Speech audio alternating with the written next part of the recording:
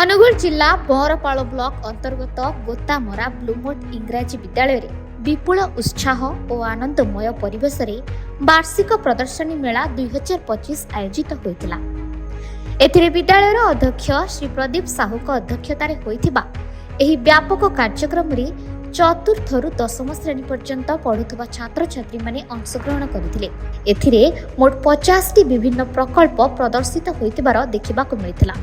तेबे विद्यालय छात्र छात्री सहित दर्शक अभिभावक माने बड़ संख्यार एही प्रदर्शनी को देखिबाको आसिथिले।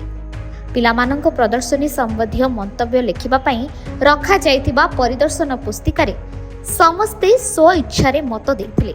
तेबे प्रकल्प निकटरे अभिभावक भीड़ लागि रहिथिबार दृश्य देखि अधिक आकर्षण सृष्टिर केन्द्र पलटिथिला।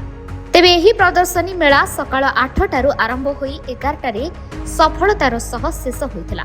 प्रदर्शनी सफल हेबा पई विद्यालयर समस्त शिक्षक और शिक्षयित्री माने गुरुत्वपूर्ण सहयोग करथिले। समस्तंक संगबद्ध प्रयास द्वारा कार्यक्रम अत्यंत सफल होई परिथिला।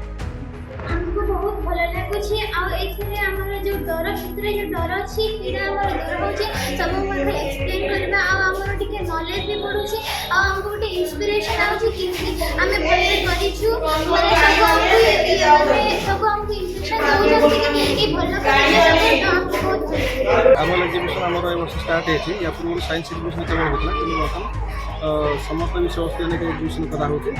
तो आगो को मध्य एबे प्रोग्राम जारी रहबो हम चेष्टा करब आहुरी केमति भलरे करिया कोन सब आपनकर एग्जीबिशन कोन सब होइला। एथिरे हमर विभिन्न प्रोजेक्ट पिला माने आनिछथि विभिन्न विषय विभिन्न प्रोजेक्ट पर्टिकुलर इलेक्ट्रॉनिक्स पर पिलाकर बहुत आग्रह होछि। तो इलेक्ट्रॉनिक्स आइटम माने अधिका कलेक्शन रे आनिछथि।